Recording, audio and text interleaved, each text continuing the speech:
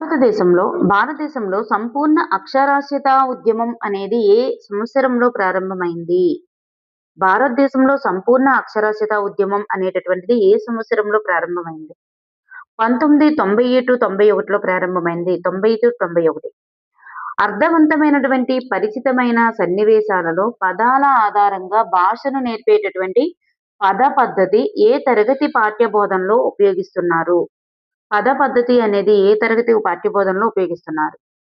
మరి ప్రాథమికంగా 1, 2 తరగతులు అంటే చిన్న పిల్లలకు నేర్పించేటటువంటి అంటే అక్కడ వర్ణమాలలోని బిడి అక్షరాలను నేర్పించడం కంటే, వారికి తెలిసినటువంటి బొమ్మలు లేదా అర్థవంతమైనటువంటి పదాల ద్వారా భాషను సులభంగా పరిచయం చేయడానికి ప్రాథమిక స్థాయిలో ఉపయోగించేటటువంటి పద్ధతి ఏదంటే పద పద్ధతి. ఇది 1, 2 తరగతుల వారికి ఉపయోగిస్తున్నారు. Next one clip. క్లిప్‌లో భాగంగా ప్రాథమిక పాఠశాల ప్రారంభ పరీక్షలో ఏ ఏ తరగతుల విద్యార్థుల పఠన, లేఖన సామర్థ్యాలను బట్టి పాఠశాల నెక్స్ట్ నిర్ణీత కాల వ్యవధిలో మూల్యాంకన సాధనాలు ఎన్ని పర్యాయాలు నిర్వహించినా ఒకే విధమైన ఫలితాలు వచ్చాయనుకోండి. ఆ ప్రశ్నాపత్రం ఏ లక్షణాన్ని సూచిస్తుంది? నిర్ణీత కాల వ్యవధిలో మూల్యాంకన సాధనాలు ఎన్ని పర్యాయాలు నిర్వహించినా ఒకే ఫలితం వస్తే దాంట్లో విశ్వసనీయత ఉన్నట్లు అర్థం. ఒక పరీక్షను వేరు సమయాల్లో ఎన్నిసార్లు నిర్వహించినా ఒకే విధమైన స్థిరమైన ఫలితాలు వచ్చాయనుకోండి. ఒక పరీక్ష పేపర్ ఉంది. ఆ పరీక్ష పేపర్‌ను వేరు సమయాల్లో ఎన్నిసార్లు నిర్వహించినా ఒకే విధమైన స్థిరమైన ఫలితాలొస్తే దాన్ని విశ్వసనీయత అని చెప్తాం. సమాచారం కోసం కావలసినటువంటి 4 మూల వస్తువులైనటువంటి నైపుణ్యాలు చదవడం, రాయడం, వినడం, మాట్లాడడంను నేర్చుకునేటటువంటి విధానం ఏమిటి? అదే అక్షరాస్యత. ఈ 4 ప్రాథమిక భాషా నైపుణ్యాల్లో కనీస ప్రావీణ్యం సాధించడాన్నే అక్షరాస్యత అంటాం. చదవడం, రాయడం, వినడం, మాట్లాడడం ఈ 4 పైన ప్రావీణ్యత సాధించడాన్నే అక్షరాస్యత అని చెప్తాం. పాఠశాల గ్రంథాలయాలు విద్యార్థులకు ఒక ప్రయోగశాలగా ఉపయోగపడాలి. పాఠశాల గ్రంథాలయాలు విద్యార్థులకు ఒక ప్రయోగశాలగా ఉపయోగపడాలి అని అభిప్రాయపడిన వారు ఎవరు? కె. రంగనాథన్ గారు. కె. రంగనాథన్ గారు ఇట్లాంటి నిర్వచనాన్ని ఇచ్చారు. పిల్లలందరూ చదవాలి, చదువుతూ ఎదగాలి అనే లక్ష్యంతో ప్రారంభించబడ్డ భాషాభివృద్ధి కార్యక్రమం ఏంటి? పిల్లలందరూ చదవాలి, చదువుతూ ఎదగాలి అనే లక్ష్యంతో ప్రారంభించబడ్డ భాషాభివృద్ధి కార్యక్రమం ఏంటంటే రీడ్. రీడ్ అంటే రీడ్ టు లర్న్ లేదా reading to enhance academic development. అంటే చదువుతూ ఎదగాలి, పిల్లలందరూ చదవాలి. రీడ్ టు లర్న్ అలాగే reading to enhance academic development ఎదగాలి. పిల్లలందరూ చదవాలి, పిల్లలందరూ ఎదగాలి అని చెప్పేసి.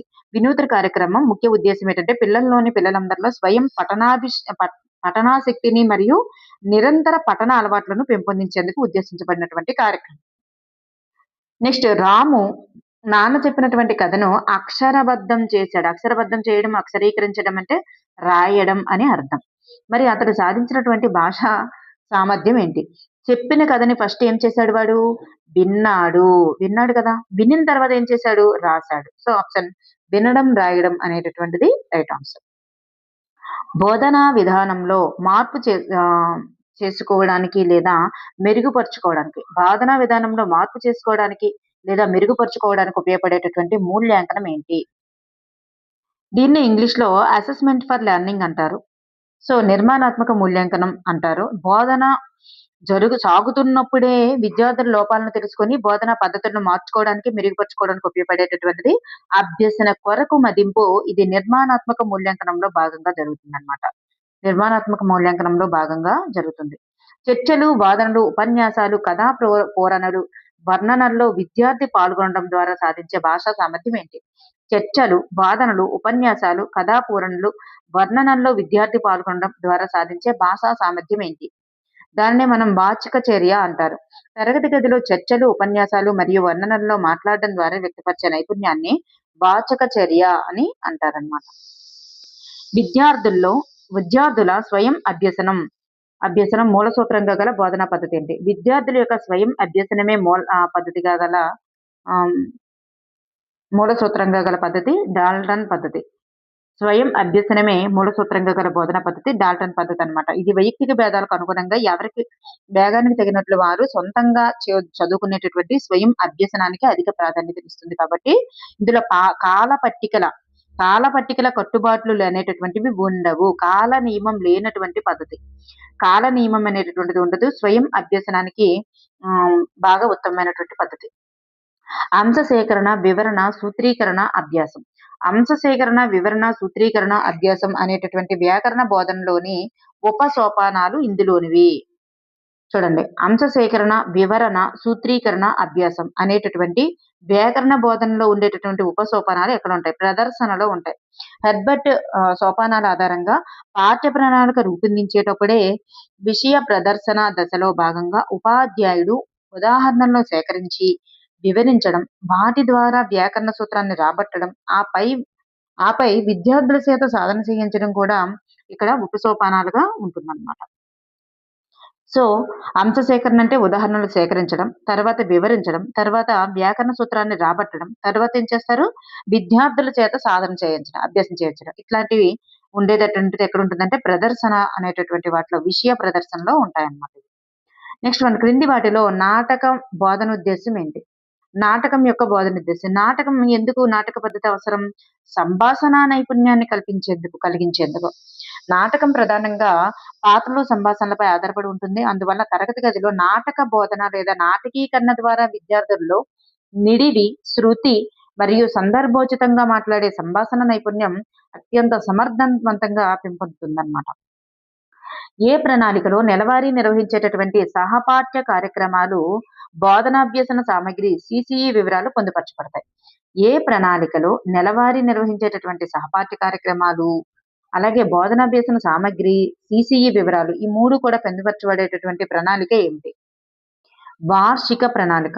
ఇందులోనే ఒక విద్యా సంవత్సరం మొత్తాన్ని దృష్టిలో ఉంచుకొని ఏ నెలలో ఏ పాఠాలు చెప్పాలి, ఏ నెలలో ఏ పాఠాలు చెప్పాలి, సహపాఠ్య కార్యక్రమాలు ఏంటి నిర్వహించాలి, టిఎల్ఎం అనేటటువంటిది ఏంటి వాడాలి, సిసిఈ పరీక్షలు ఎప్పుడు నిర్వహించాలి అనేటటువంటి ప్రతి అంశం కూడా వార్షిక ప్రణాళికలోనే పొందుపరచడం జరుగుతుందన్నమాట. పఠన దోషాల నివారణకు ఉపాధ్యాయులుగా ఉపాధ్యాయుల ఏం చేస్తారు? పఠనంలో లోపాలు లేదా ఇబ్బందులను విద్యార్థులకు క్లిష్టమైన పాఠ్యపుస్తకాలను పదే పదే చదవమని చెప్పడం, వారి స్థాయికి తగినటువంటి సులభమైన కథల పుస్తకాలు లేదా పఠన కార్డులను అందించి క్రమంగా పదాలను వాడడం నేర్పించడం అనేటటువంటిది శాస్త్రీయమైనటువంటి నివారణోపాయం. కాబట్టి సులభ పఠన సామగ్రిని వినియోగించి పద వినియోగాన్ని ప్రోత్సహించడం అనేటటువంటిది పఠన దోషాల నివారణకు చేపట్టేటటువంటి ఒక ముఖ్యమైన కార్యక్రమం. ఉపాధ్యాయుడు ప్రణాళికను రూపొందించుకునే ముందు విశ్లేషించుకోవలసినవి ఏంటి?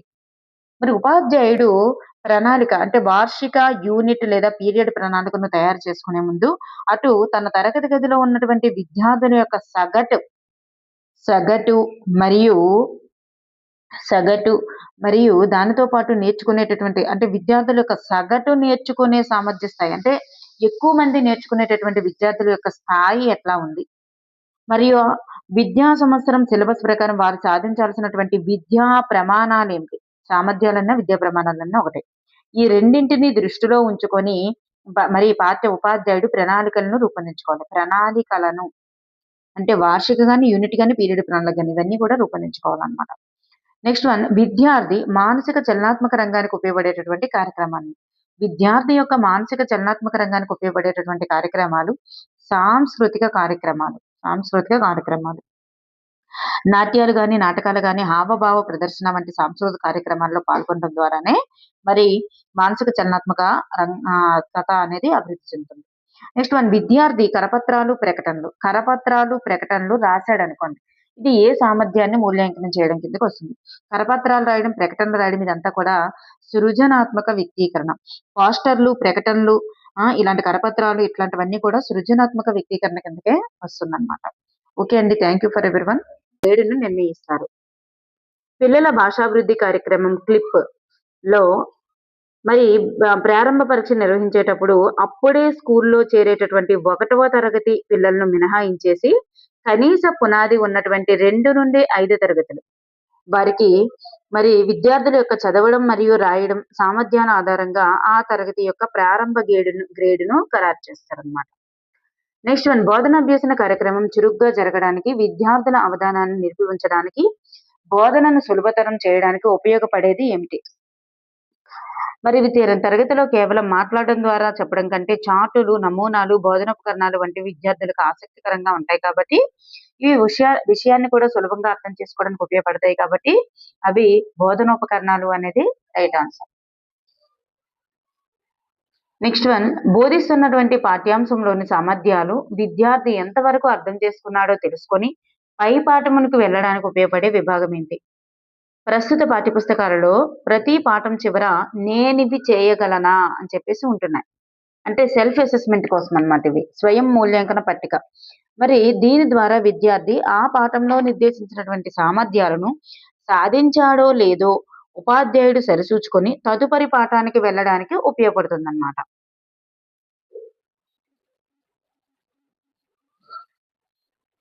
నెక్స్ట్ వన్,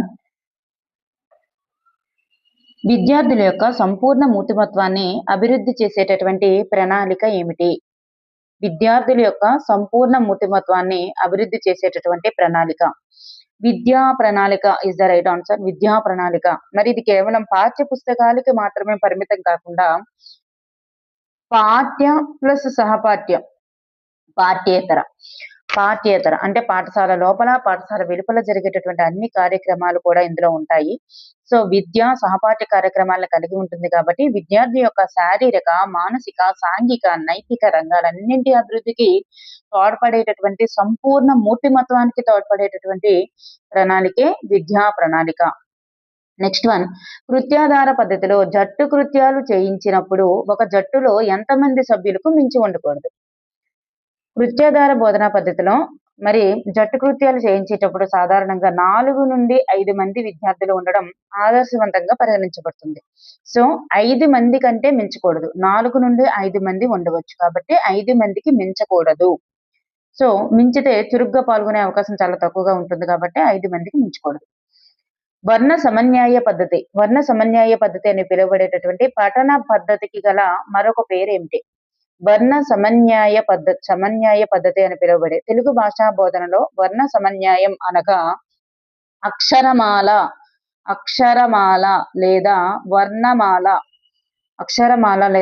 వర్ణమాల అని అర్థం. వర్ణ సమన్యాయం అంటే మరి కాబట్టి ఈ పద్ధతికి గల మరొక పేరు ఏంటంటే ఆల్ఫాబెటిక్ మెథడ్ అంటే అక్షర పద్ధతి అని అర్థం. అక్షర పద్ధతి అనేది మరొక పేరు. నెక్స్ట్ వన్, కార్యకలాపాల పద్ధతి, కృత్య పద్ధతి, పని ద్వారా అభ్యసనం అనేటటువంటి పేర్లు గల కృత్యాధార పద్ధతిని మన దేశంలో తొలిసారిగా ప్రస్తావించినది ఎవరు? మరి గాంధీజీ మహాత్ముడు ప్రతిపాదించినటువంటి బేసిక్ విద్యా విధానం వార్ధా విద్యా ప్రణాళిక రూపకల్పన కోసం ఏర్పడినటువంటి కమిటీ ఏది అంటే జాకీర్ హుస్సేన్ అధ్యక్షతన ఏర్పడినటువంటిది వార్ధా విద్యా ప్రణాళిక కమిటీ. మరి ఈ కమిటీయే మన దేశంలో పని ద్వారా అభ్యసనం లేదా కృత్యాధార బోధనను తొలిసారిగా బలంగా ప్రస్తావించిందన్నమాట. నెక్స్ట్ వన్, క్లిప్ లో భాగంగా పాఠశాల భాషాభివృద్ధికి చెప్పినటువంటి ప్రత్యేక కార్యక్రమాల్లో లేనిదేమిటి? క్లిప్ లో భాగంగా, క్లిప్ అంటే ఏంటి? చిల్డ్రన్స్ లాంగ్వేజ్ ఇంప్రూవ్మెంట్ ప్రోగ్రామ్ అంటే బాల యొక్క భాషాభివృద్ధి కార్యక్రమం. ఆ కింద ప్రాథమిక పాఠశాల పిల్లల్లో భాషా సామర్థ్యాల మెరుగుదల కోసం గోడ పత్రికలు మరియు బాలల సంఘాలు అలాగే భాషోత్సవాలు ఈ 3 కూడా నిర్వహించడం అనేటటువంటిది ఉత్తమమైన పద్ధతి. మరి పాఠశాల తపాలా పెట్టే అనేటటువంటిది ఇందులో భాగం కాదు. గోడ పత్రిక, బాలల సంఘాలు, భాషోత్సవం ఈ 3 కూడా మరి వాటిని పెంపొందించేటటువంటి కార్యక్రమాలు. క్రింది వానిలో గ్రహణశీలమైనది ఏమిటి? ఇక్కడ గ్రహణశీలం అంటే అర్థం ఏమిటి? గ్రహించడానికి ఉపయోగపడేది. భాషా నైపుణ్యాలలో వినడం అంటే శ్రవణం మరియు చదవడం పఠనం ద్వారా మనం ఇతరుల ద్వారా భావాలను గ్రహిస్తాం. కావున గ్రహణ నైపుణ్యాలు అంటే లేదా గ్రహణశీలమైనవి అంటే అర్థం గ్రహణ నైపుణ్యాలు అంటే అర్థం శ్రవణము, పఠనం అనేటటువంటివి. ఈ 2 అంటే గ్రహణ నైపుణ్యాలలో గ్రహణశీలమైనవి అంటే మనం ఒక గ్రహించడానికి, భావాలను గ్రహించడానికి ఉపయోగపడేటటువంటివి అన్నమాట అర్థం. గ్రహణశీలమైనవి అంటే భావాలను గ్రహించడానికి ఉపయోగపడేవి. మరి గ్రహణాన్ని వ్యక్తపరచడానికి ఉపయోగపడేటటువంటివి వాటిని ఏమంటారంటే ఉత్పాదకాలు. ఉత్పాదక శీలాలు లేదా ఉత్పాదకాలు అంటారు. ఉత్పాదకాలు ఏమేమవుతాయి? మాట్లాడడం, రాయడం అనేటటువంటివి. అంటే భాషణం, లేఖనం అనేవి ఉత్పాదక శీలమైనవన్నమాట. నెక్స్ట్ వన్, త్రిభాషా సూత్రాన్ని ప్రతిపాదించినది ఎవరు? త్రిభాషా సూత్రాన్ని ప్రతిపాదించిన వారు ఎవరు? భారతదేశంలో త్రిభాషా సూత్రాన్ని అంటే 3 లాంగ్వేజ్ ఫార్ములాని మొదటిసారిగా 1956లో కేంద్రీయ విద్యా సలహా మండలి, central advisory board of education, central advisory board of education అంటే కేంద్రీయ విద్యా సలహా మండలి అనేటటువంటిది ప్రతిపాదించడం జరిగింది. ఎప్పుడు అంటే 1956లో. నెక్స్ట్ వన్, పాఠశాల పత్రిక యొక్క సంపాదకుడు ఎవరు? పాఠశాల పత్రికకు సంపాదకుడు ఎవరు? ఎవరు అంటే భాషోపాధ్యాయుడే పాఠశాల పత్రికకు సంపాదకుడు. పాఠశాల మ్యాగజైన్ లేదా పత్రికను రూపొందించేటప్పుడు విద్యార్థులు రాసేటటువంటి కథలు గాని, కవితలు గాని, రాసేటటువంటి వాటిలో వ్యాసాలలోని గాని భాషా దోషాలు అనేటటువంటివి సవరించడానికి, సాహిత్యపరంగా మార్గదర్శకత్వం చేయడానికి భాషోపాధ్యాయుడు సంపాదకుడిగా వ్యవహరిస్తారనమాట. ఇట్లాంటి పాఠశాల పత్రికకు కథలు గాని, కవితలు గాని, లేదా మంచి మంచి గేయాలు గాని ఇట్లాంటివి ఏవైనా రాశారనుకోండి, వాటికి భాషోపాధ్యాయుడు సంపాదకుడిగానే వ్యవహరిస్తారు. పాఠ్యాంశాలకు అదనపు సమాచారాన్ని సేకరించడానికి ఉపయోగపడేవి. పాఠ్యాంశాలకి ఇక్కడ ఇచ్చినటువంటి ఆప్షన్స్ లో డిఫరెంట్ గా ఇచ్చారు. ఏంటంటే పాఠ్యాంశాలలో అదనపు సమాచారాన్ని సేకరించడానికి ఉపయోగపడేటటువంటివి ఏంటంటే పరామర్శ గ్రంథాలు. మనకి ఈ పేరు అయితే తెలుసు, పరామర్శ గ్రంథాలు అని. కానీ వాటినే మనం అకార గ్రంథాలు అంటారు. ఏదైనా పాఠ్యాంశాన్ని బోధించేటప్పుడు దానికి సంబంధించిన అదనపు సమాచారం గాని, ఆధారాలు గాని, వాటి వివరణ కోసము మరి వెతికేటటువంటి ఎటువంటి సమాచారమైనా దాన్ని మనం పరామర్శ గ్రంథాలు అంటారు. అదనపు సమాచారం సేకరించడానికి ఉపయోగపడేవి. వాటిని అకార గ్రంథాలని పిలుస్తారన్నమాట. నెక్స్ట్ వన్, విస్తార గ్రంథ పఠనం అనేది ఈ లక్ష్యానికి స్పష్టీకరణ అవుతుంది. విస్తార గ్రంథ పఠనం అనేటటువంటిది ఏ లక్ష్యానికి స్పష్టీకరణ? మరి పాఠ్య పుస్తకాలు కాకుండా గ్రంథాలయంలో ఇతర పుస్తకాలను కూడా చదువుతాం కదా, దేనికోసం? విస్తార పఠనం కోసం. మరి ఇతర పుస్తకాలను చదవడం ద్వారా విద్యార్థుల్లో ఏం జరుగుతుంది? స్వయం పఠనాశక్తి అనేది వచ్చి భాషాభిరుచి కలుగుతుంది. వాళ్ళంతట వాళ్ళ స్వయం పఠనాశక్తి పెరిగి, అంటే చదవాలనే ఆసక్తి పెరిగి భాషాభిరుచి అనేది పెరుగుతుంది. పెంచాలనేటటువంటి ఉద్దేశ్యం అన్నమాట, లక్ష్యం. ఒక విద్యార్థి మిగిలిన అనేటటువంటి పదాన్ని మిలిగిన అని పలికాడు. అయితే అతడు చేసినటువంటి ఉచ్చారణ దోషాన్ని ఏమంటారు? ఇక్కడ ఏం చేశాడు? వర్ణాలని తారుమారుగా చేస్తాడు కదా. ఈ వర్ణాలను తారుమారు అంటే పదంలోని అక్షరాల స్థానాలను మార్చి తారుమారుగా పలకడాన్ని ఏమంటారంటే వర్ణ వ్యత్యయం అంటారు. తారుమారుగా పలకడాన్ని వర్ణ వ్యత్యయం అని అంటారు. ఆంధ్రప్రదేశ్లో తెలుగు అకాడమీని ప్రభుత్వం ఈ సంఘం సిఫార్సుల మేరకు స్థాపించింది. ఆంధ్రప్రదేశ్లో తెలుగు అకాడమీని ప్రభుత్వం ఈ సంఘం సిఫార్సుల మేరకు స్థాపించింది. ఏ సంఘం? గ్విన్ సంఘం యొక్క సిఫార్సుల మేరకు. అంటే ఉన్నత విద్యలో తెలుగును బోధనా భాషగా ప్రవేశపెట్టడానికి అవసరమైన పాఠ్య పుస్తకాల రూపకల్పన కోసం గ్విన్ కమిటీ అనేటటువంటిది సిఫార్సులను 1968లో ఆంధ్రప్రదేశ్లో అధికారికంగా తెలుగు అకాడమీని స్థాపించింది. తెలుగు అకాడమీని స్థాపించింది 1968లో గ్విన్ సంఘం అన్నమాట, గుర్తుపెట్టుకోండి. గ్విన్ సంఘం కమిటీ సిఫార్సుల మేరకే మరి స్థాపించడం జరిగిందన్నమాట 1968. నెక్స్ట్ వన్, కృత్యాధార పద్ధతిలోని జట్టు కృత్యాలకు ఉదాహరణ ఏమిటి? మరి ఎటువంటివి జట్టు కృత్యాలు అవుతాయి క్రింది వాటిలో? మరి ఏకపాత్రాభినయం జట్టు కృత్యమా? కాదు. మరి సాహిత్య కార్యక్రమాలు జట్టు కృత్యమా? కాదు. ప్రాజెక్టు పనులు కూడా ఇండివిజువల్ గా ఇవ్వచ్చు, ఇవి ఇండివిజువల్ గా ఇవ్వచ్చు, ఇవి కూడా ఇండివిజువల్ గా ఇవ్వచ్చు. కానీ నాటకీకరణ అనేటటువంటిది మనం గ్రూప్ గా ఇవ్వాలి. బహుళ విద్యార్థులు కలిసి సంభాషణలు, పాత్రల ద్వారా ప్రదర్శించే ఒక సామూహిక కృత్యం అన్నమాట. అందువల్ల ఇది జట్టు కృత్యానికి సరైనటువంటి ఉదాహరణ. నెక్స్ట్ వన్, బహుళ తరగతి అధ్యయనంలోని సమస్యను నివారించి కృత్యాధార పద్ధతి ద్వారా బోధనాభ్యసన ప్రక్రియ నిర్వహించడానికి స్నేహబాల కార్డులను ఏ సబ్జెక్టులకు రూపొందించారు? స్నేహబాల కార్డులు ఉన్నాయి కదా. బహుళ తరగతి అధ్యయనంలో సమస్యలు నివారించి కృత్యాధార పద్ధతి ద్వారా బోధనాభ్యసన ప్రక్రియ నిర్వహించడానికి నిర్వహించడానికి స్నేహబాల కార్డులను ఏ సబ్జెక్టుకు రూపొందించారు? ప్రాథమిక పాఠశాలలో 1, 2, 3 తరగతుల వారికి విద్యార్థులకు స్వయంగా, సొంతంగా అభ్యసనంతో నేర్చుకోవడానికి వీలుగా తెలుగు, గణితం, పరిసరాల విజ్ఞానంకి స్నేహబాల కార్డుల్ని రూపొందించడం జరిగింది. పద పద్ధతిలో ఒక పదాన్ని నేర్పించడానికి ఎన్ని ఫ్లాష్ కార్డులు అవసరం? పద పద్ధతిలో ఒక పదాన్ని బోధించాలంటే ఏమవుతుందంటే 2 ఫ్లాష్ కార్డులు అవసరం. ఏంటండి ఒక కార్డు పైన బొమ్మ ఉంటే మరొక కార్డు పైన ఏముంటుంది? ఈ కార్డు పైన బొమ్మ ఉంటే ఆ కార్డు పైన వివరణ ఉంటుందన్నమాట. వివరణ. సో, ఈ విధంగా కలిసి బోధించడానికి ఉపయోగపడుతుంది కాబట్టి 2 కార్డులు.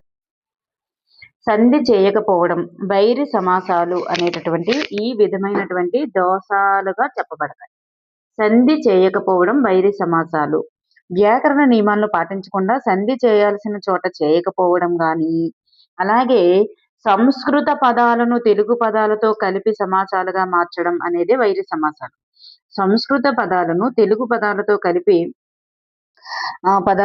సమాసాలుగా మార్చడమే వైరి సమాసాలకి ఉదాహరణ. రాజనగరు ఇట్లాంటివి.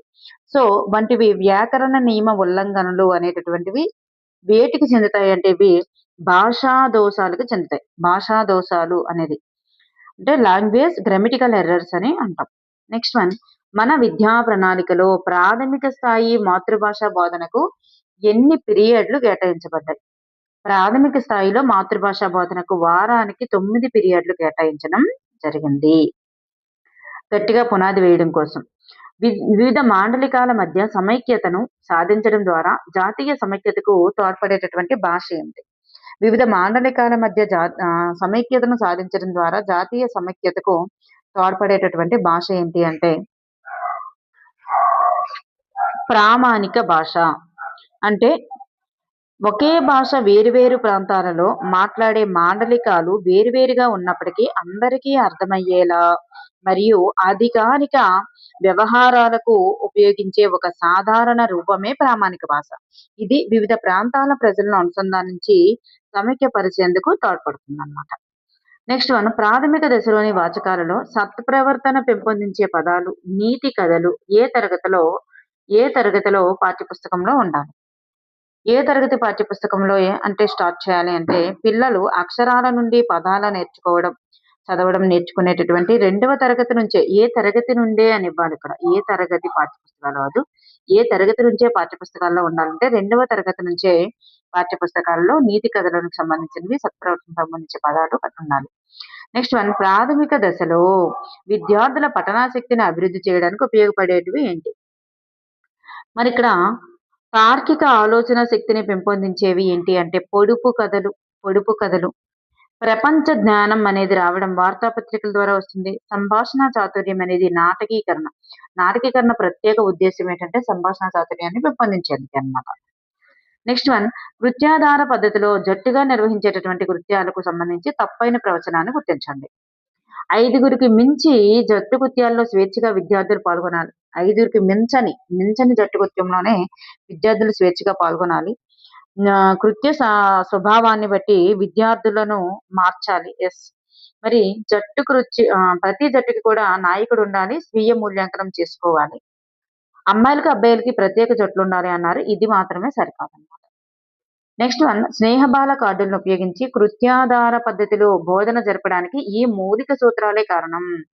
స్నేహబాల కార్డులను ఉపయోగించి కృత్యాధార పద్ధతిలో బోధన జరపాలంటే ఈ మౌలిక సూత్రాలే అవసరం. అవి ఏంటి అంటే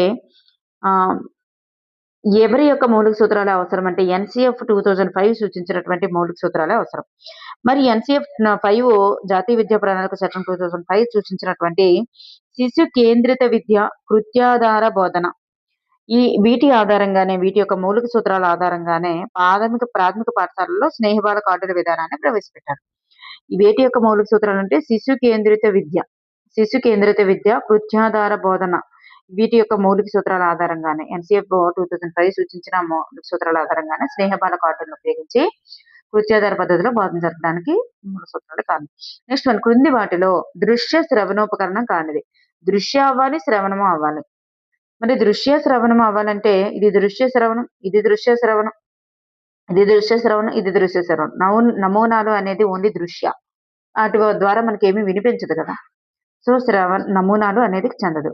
బద్రిరాజు కృష్ణమూర్తి గారి యొక్క విభాగంలో తెలుగు ప్రాంతంలో ఉత్తర మాండలికం అంటే ఏంటి? బద్రిరాజు కృష్ణమూర్తి గారి విభాగంలో తెలుగు ప్రాంతంలో ఉత్తర మాండలికం అంటే ఏంటి?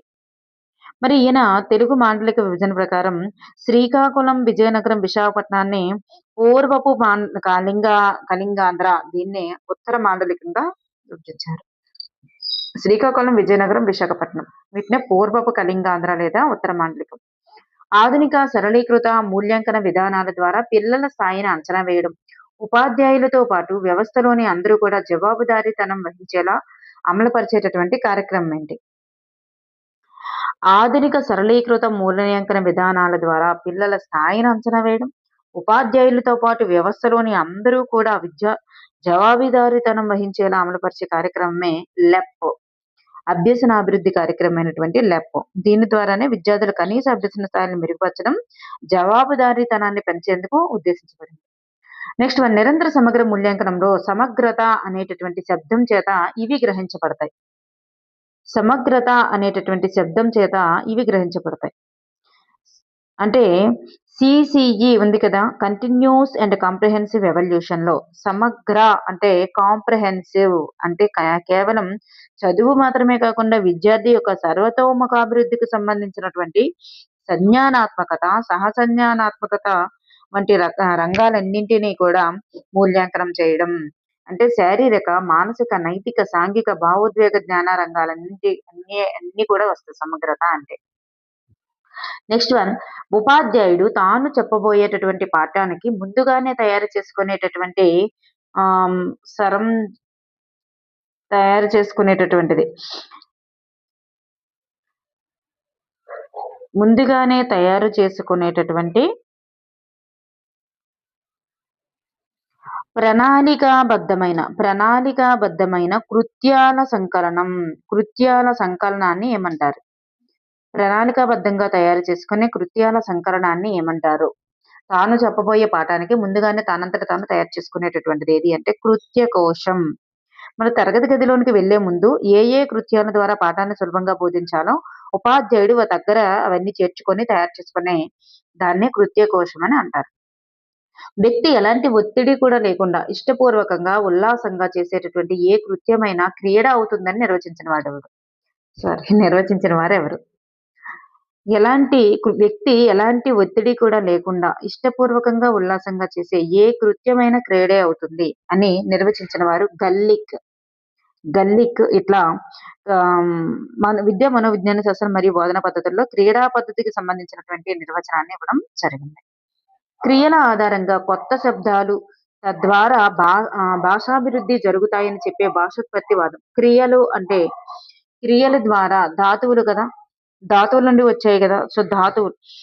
ఈ వాదాన్ని రూట్ థియరీ వాదం అని కూడా అంటారు. అంటే మనుషులు చేసేటటువంటి వివిధ పనులు లేదా క్రియల నుండి కొన్ని మూల శబ్దాలు అంటే ధాతువులు పుట్టాయని, వాటి నుండే భాషాభివృద్ధి జరిగిందని చెప్పేటటువంటి వాదం ఏది అంటే ధాతుజన్యవాదం యాస్కాచార్యుడు రూపొందించారు. దృష్ట లేఖనానికి సంబంధించి ప్రవచనాల్లో సరి అయినది కాని దాన్ని గుర్తించండి. దృష్ట లేఖనానికి సంబంధించి మరి దృష్ట లేఖనం నే మేలి పంక్తి రచన అంటాము. మరి దృష్ట లేఖనంలో ప్రాసవాక్యాలు రాస్తారు. మరి పేజీలో కింద నుంచి పైకి రాయాలి. ఫస్ట్ ఇట్లా ఉంటే ఫస్ట్ కింద లైన్ రాసి తర్వాత పై లైన్ రాసి తర్వాత పై లైన్ రాయాలి. సో వేగంగా రాయగల నైపుణ్యం అలవడుతుంది అనేది ఇక్కడ మనకి రాంగ్ ఆన్సర్. వేగంగా రాయగల నైపుణ్యం అలవర్చడం కోసం కాదు, అట్లా స్పష్టంగా తప్పులు లేకుండా నిర్దిష్టంగా రాయడానికి అలవాటు చేయడానికి ఉపయోగించేటటువంటివి అనమాట. దీనివల్ల రాత అందంగా మారుతుంది తప్ప వేగంగా రాయడం అలవడుతుంది అనేది కాదు. సో ఈ వేగంగా రాయడం అనేది కాదనమాట. నెక్స్ట్ వన్, స్నేహబాల కార్డుల తయారీకి ఆదర్శమైనటువంటి బోధనా విధానం వీరి నుండి స్వీకరించారు. స్నేహబాల కార్డుల తయారీకి ఆదర్శవంతమైనటువంటి బోధనా విధానాన్ని Rishi valley educational resource centre Chittoor నుంచి స్వీకరించడం జరిగిందనమాట. నెక్స్ట్ వన్, తెలుగు భాష సాహిత్యాలలో శైలి వైవిధ్యాన్ని ఏ స్థాయి వారికి పరిచయం చేయాలి? శైలి వైవిధ్యాన్ని ఏ స్థాయి వారికి పరిచయం చేయాలి? హై స్కూల్ లేదా మాధ్యమిక స్థాయి వారికి పరిచయం చేయాలన్నమాట. అంటే కవుల యొక్క విభిన్న శైలి వైవిధ్యం అంటారు. అట్లా అన్నమాట. సాహిత్య ప్రక్రియలు గాని, కవుల యొక్క విభిన్న శైలులను గాని పరిచయం చేయాలి. నెక్స్ట్ వన్, ఆధునిక ప్రామాణిక భాషలో తెలుగు వాచకాలను ఏ సంవత్సరం నుండి ప్రచురిస్తున్నారు? జాతీయ విద్యా విధానం ఎన్‌పిఈ 1986 ఉంది కదా! 1986 మరి 86 మరియు కొత్త విద్యా ప్రణాళిక అమల్లోకి వచ్చిన తర్వాత మరి పాఠ్య పుస్తకాలలో గ్రాంథిక భాషకు బదులుగా పూర్తి ఆధునిక ప్రామాణిక శిష్ట వ్యవహారిక భాషను ఉపయోగించి వాచకాలను ప్రారంభించడం జరిగింది. 1986 అనేది రైట్ ఆన్సర్. గ్రంథాలను అనుబంధంగా చేపట్టదగినటువంటి భాషాభివృద్ధి కార్యక్రమం ఏంటి? సారీ, గ్రంథాలయాలకు అనుబంధంగా చేపట్టదగిన భాషాభివృద్ధి కార్యక్రమం ఏంటి? మరి గ్రంథాలయాల్లో పుస్తకాలను చదివిన తర్వాత ఆ పుస్తక విశేషాలపై సొంత మాటల్లో సమీక్ష రాయడం అనేది గ్రంథాలయ వాడకానికి నేరుగా అనుబంధంగా ఉండేటటువంటి కార్యక్రమం. సో గ్రంథాలయాలకు అనుబంధంగా చేపట్టేటటువంటి పుస్తక సమీక్ష అనేది రైట్ ఆన్సర్. ఆధునిక సరళీకృత మూల్యాంకన విధానాల ద్వారా అంచనా వేయడం ఉపాధ్యాయులతో పాటు వ్యవస్థలోని వారందరూ కూడా జవాబుదారీతనం వహించేలా అమలుపరిచే అభ్యసనాభివృద్ధి కార్యక్రమం ఏంటి? జవాబుదారీతనం అంటే ఆల్రెడీ చెప్పాం కదా, జవాబుదారీతనం అనేది లెప్ ప్రోగ్రామ్ అని. అభ్యసనాభివృద్ధి కార్యక్రమాన్ని మరి జవాబుదారీతనం కోసం ఏర్పాటు చేయబడింది అన్నమాట. నెక్స్ట్ వన్, విషయ ప్రణాళికను అనుసరించి విద్యా సంవత్సరంలో పాఠశాల ఉపాధ్యాయులు తమ తమ విషయాలను ప్రతి తరగతికి పాఠ్యాంశ బోధన అమలు చేసేటటువంటి పథకం ఏంటి? విషయ ప్రణాళికను అనుసరించి విద్యా సంవత్సరంలో పాఠశాల ఉపాధ్యాయులు తమ తమ విషయాలలో ప్రతి తరగతికి పాఠ్యాంశ బోధన అమలు చేసేటటువంటి పథకం ఏది అంటే వార్షిక ప్రణాళిక. నేను రేపు పాఠశాలకి వెళ్ళాను, ఈ వాక్యంలో దోషం ఏంటి? సో ఈ వాక్యంలో దోషం భాషా దోషం. భాషనే తప్పు చెప్పాడు, వెళ్ళాను కాదు వెళ్తాను అని చెప్పాలి. ఇది ఒక భాషా దోషం. సో భూత భవిష్యత్ కాలాలు అనేవి గ్రామటికల్ కి సంబంధించినవి కదా, వ్యాకరణ దోషాలు. సో ఇవి భాషా దోషాల కిందకే వస్తాయి.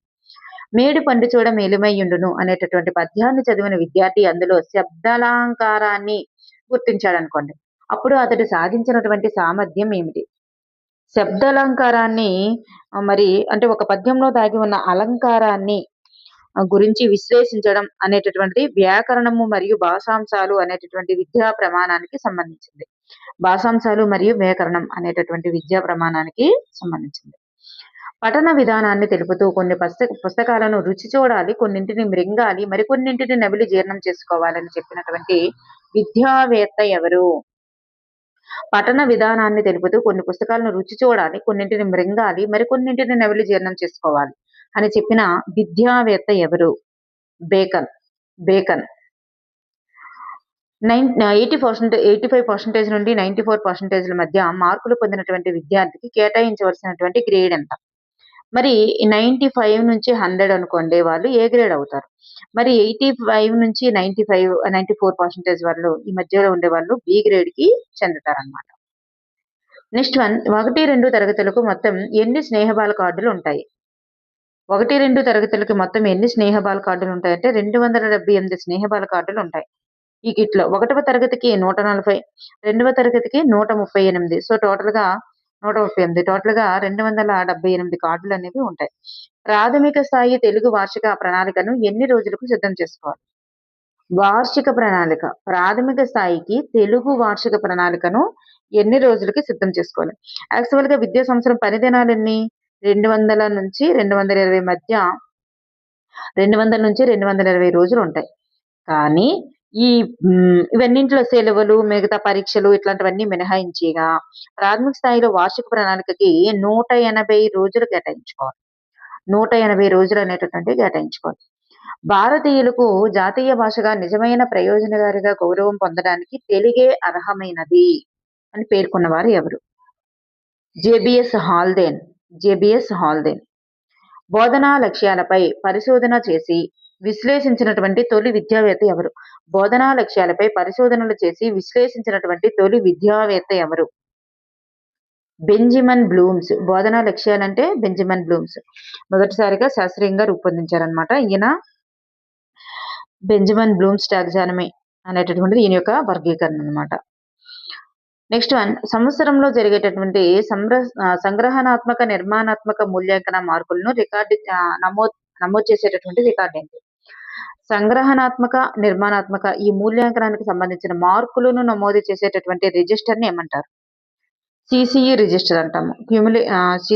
సీసీఈ రిజిస్టర్ అంటారనమాట. అంటే continuous and comprehensive evolution register అనమాట అది. ఇక్కడ ఫార్మేటివ్ అసెస్మెంట్‌కి సంబంధించినవి, అలాగే సమ్మేటివ్ అసెస్మెంట్‌కి సంబంధించిన రెండింటిని కూడా ప్రత్యేకంగా రిజిస్టర్‌లో నమోదు చేస్తారు. ఇంద్రియాల శిక్షణ ద్వారా విద్యా బోధన అనేది ఈ పద్ధతి బోధనకు ప్రాతిపదిక. ఇంద్రియాల శిక్షణ ద్వారా విద్యా బోధన అనేది ఈ పద్ధతి బోధనకు ప్రాతిపదిక. మ్యాంటిసోరీ పద్ధతికి డాక్టర్ మేరీ మ్యాంటిసోరీ ప్రతిపాదించినటువంటి శిశు విద్యా విధానంలో ఇంద్రియాల శిక్షణ అంటే జ్ఞానేంద్రియాల శిక్షణకు అత్యధిక ప్రాధాన్యత ఇవ్వబడింది. సో పిల్లలు వస్తువులను తాకడం, చూడడం, వినడం వంటి ఇంద్రియ చలనాల ద్వారా సులభంగా నేర్చుకుంటారని ఈ పద్ధతి చెప్తుందన్నమాట. బెంజమిన్ బ్లూమ్స్ అభిప్రాయంలో యాంత్రిక, అనువర్తిత, సృజనాత్మక నైపుణ్యాలకు సంబంధించినది ఏమిటి? బెంజమిన్ బ్లూమ్స్ అభిప్రాయంలో యాంత్రికమై ఉండాలి, అనువర్తితమై ఉండాలి, సృజనాత్మక నైపుణ్యాలు ఈ మూడింటికి సంబంధించింది ఏది అంటే, యాంత్రిక అంటే ఏంటి? శారీరక కదలికలు, చేతి నైపుణ్యాలు అట్లాంటివి వస్తాయి. శారీరక కదలికలు, చేతి నైపుణ్యాలు వంటివి వస్తాయి. అవి యాంత్రిక నైపుణ్యాలు. మరి సృజనాత్మక అంటే శారీరక ప్రదర్శనలు. అలాగే బ్లూమ్స్ వర్గీకరణలో ఇవన్నీ కూడా ఎందులోకి వస్తాయంటే మానసిక చలనాత్మక రంగానికి సంబంధించినవి. భాషా వనరుల్లో ముఖ్యమైనది ఏమిటి? భాషా వనరులలో ముఖ్యమైనది తరగతి గదిలో బోధనలో ఉపాధ్యాయుడికి మరియు విద్యార్థికి కనీస వనరు. భాషా నైపుణ్యాలను క్రమబద్ధంగా నేర్పించడానికి అత్యంత ప్రధానమైనటువంటి సాధనంగా తోడ్పడేది పాఠ్య పుస్తకాలు అనేది రైట్ ఆన్సర్. దీన్ని భాషా వనరుల్లో ముఖ్యమైనదిగా చెప్తాం. భాషా పుస్తకాలలో ఒక యూనిట్ అంటే అర్థం ఏమిటి? ప్రస్తుతం మన పాఠశాలల్లో అమలవుతున్న విద్యా విధానం ప్రకారం ఒక యూనిట్ అంటే ఒక పాఠం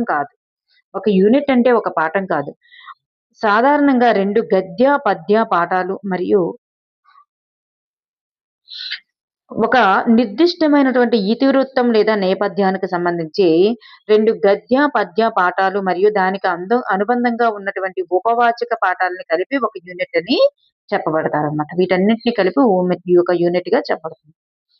నెక్స్ట్ వన్ 75% పైగా మార్కులు పొందినటువంటి విద్యార్థినికి ఇవ్వదగినటువంటి గ్రేడ్ ఏంటి? 75% పైబడినటువంటి వాళ్ళకి.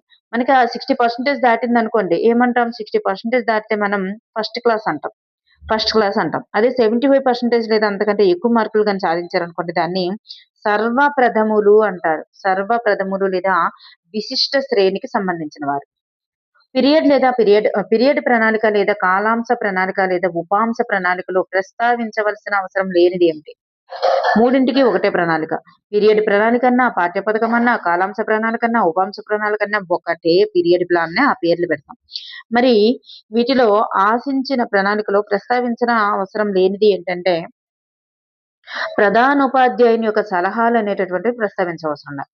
ఎందుకంటే అది ఉపాధ్యాయుడు కదా, తనంతట తాను చెప్పాల్సిన పాఠం కోసం పీరియడ్ ప్లాన్ వేసుకుంటాడు. అందులో బోధన వనరుల గురించి రాసుకుంటాడు, సాధించాల్సిన సామర్థ్యాల గురించి రాసుకుంటాడు, పిల్లల అవగాహన పరిశీలన గురించి కూడా రాసుకుంటాడు అన్నమాట. మాండలిక భాషా రూపాలను గుర్తించేటటువంటి సామర్థ్యం ఏ స్థాయిలో సాధించబడుతుంది? మాండలిక భాషా రూపాలను గుర్తించే సామర్థ్యం ఏ స్థాయిలో సాధించబడుతుంది? ఇక్కడ ప్రాథమికోన్నత స్థాయిలో సాధించబడుతుంది అన్నమాట. అంటే 1 నుండి 5 తరగతి ప్రాథమిక దశ కదా, మరి కేవలం అక్కడ ప్రామాణిక భాష అక్షరాలు పదాలని నేర్చుకుంటారు. కానీ ప్రాథమికోన్నత దశకు వచ్చేసరికి తమ ప్రాంతీయ మాండలికాలకు మరియు ప్రామాణిక భాషా రూపాలకు మధ్య తేడాన్ని గమనించి, వైవిధ్యాన్ని గమనించి అక్కడ నేర్చుకోవడం జరుగుతుందన్నమాట. నెక్స్ట్ వన్ గమ్యాలు దీర్ఘకాలికమైనవి. ఒక రకంగా చెప్పాలంటే అంతిమ ప్రయోజనం కోసం ఉద్దేశించబడినవి. ఉద్దేశాలు నియమితమైనవి. లక్ష్యాలు ఉద్దేశాల కంటే మరింత నిర్దిష్టమైనవి అని నిర్వచించిన వారు ఎవరు? ఇది మనకి త్రైమాటిక్స్ లో కూడా వస్తుంది. జేకే సూద్ అనేది రైట్ ఆన్సర్. నెక్స్ట్ వన్ విద్యార్థులు స్వయం అభ్యసనం మూల సూత్రంగా గల బోధనా పద్ధతి ఏమిటి?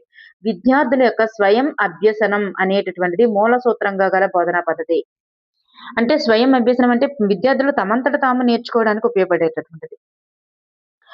అంటే ఇక్కడ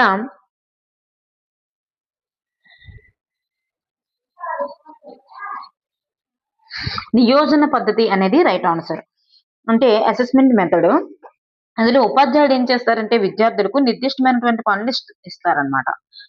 అప్పగించినప్పుడు విద్యార్థులు తమకు తాముగా స్వయంగా చదివి పరిశోధించి ఆ పనులను పూర్తి చేయడం జరుగుతుంది. కాబట్టి అక్కడ స్వయం అభ్యసనానికి అవకాశం ఉంటుంది. ప్రాధాన్యత ఉంటుంది కాబట్టి ఇక్కడ స్వనియోజన పద్ధతి అనేది రైట్ ఆన్సర్. నెక్స్ట్ మన భాషా మనోవిజ్ఞానవేత్తలు అంగీకరించినటువంటి బోధనా పద్ధతి ఏంటి? భాషా మనోవిజ్ఞానవేత్తలు అంగీకరించినటువంటి వ్యాకరణ బోధనా పద్ధతి ఏమిటి? ఇక్కడ ఆగమన పద్ధతి అనేటటువంటిది రైట్ ఆన్సర్. మొదట ఉదాహరణలను వివరించి వ్యాకరణ బోధనా పద్ధతి ఏంటంటే మొదట ఉదాహరణలను వివరించి వాటి ఆధారంగా ఉపాధ్యాయుడు విద్యార్థుల చేతనే వ్యాకరణ సూత్రాలను రాబట్టడం. ఇది మనోవిజ్ఞాన సూత్రాలకు సులభం నుంచి కఠినానికి వెళ్ళేటటువంటి రూటు. కాబట్టి ఇటువంటి పద్ధతి భాషావేత్తలు ఉత్తమమైన పద్ధతిగా అంగీకరించడం జరిగింది. ఉత్తమ లేఖనంలో బోధితేంశాల పదాలు ఎంత శాతం? బోధతాంశేతర ఉక్త లేఖనం లేదా దాన్ని శృత లేఖనం అంటాం, డిక్టేషన్ అంటాం కదా అది. ఆ డిక్టేషన్ ఇచ్చేటప్పుడు ఏం చేయాలంటే ఇక్కడ బోధించినటువంటి ఆ పాఠాలకు సంబంధించిన బోధించినటువంటి పాఠంలోని పదాలు ఎంత ఉండాలంటే 80% ఉండాలి. మరి బోధతాంశేతర అంటే బోధించిన అంశానికి కానిటువంటివి బోధతాంశేతర పదాలు అనేటటువంటివి 20% అనేటటువంటివి ఉండాలి. తెలుగు విశ్వవిద్యాలయ జానపద గిరిజన విజ్ఞాన కేంద్రం అనేటటువంటిది ఎక్కడ కలదు?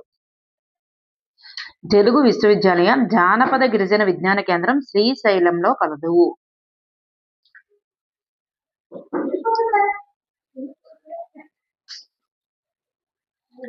పొట్టి శ్రీరాములు తెలుగు విశ్వవిద్యాలయానికి చెందినటువంటిది అనమాటది. నెక్స్ట్ మన తార్కిక ఆలోచనలతో ఊహించి రాయడం, విశ్లేషణతో కూడినటువంటి సమాధానాలు, సమస్యలకు పరిష్కారాలు సూచించే విధంగా రాయడం ఈ భాషాభ్యసన సామర్థ్యం యొక్క స్వభావం. చూడండి, ఇక్కడ తార్కిక ఆలోచనలతో ఊహించి రాయడం, విశ్లేషణతో కూడిన సమాధానాలు, సమస్యలకు పరిష్కారం సూచించే విధంగా రాయడం ఈ బోధనాభ్యసన సామర్థ్యం యొక్క స్వభావం. స్వీయ రచన అనేటటువంటిది రైట్ ఆన్సర్ అన్నమాట.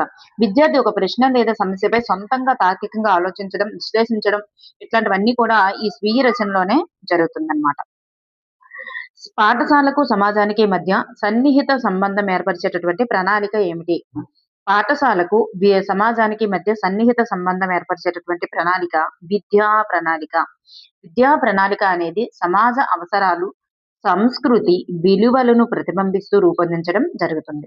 ఇది తరగతి గది అభ్యసనాన్ని వెలుపలి సమాజంతో అనుసంధానించడం జరుగుతుంది. కాబట్టి పాఠశాలకు సమాజానికి ఒక మధ్య సన్నిహిత వారధిగా పనిచేస్తుంది అన్నమాట విద్యా ప్రణాళిక అనేది.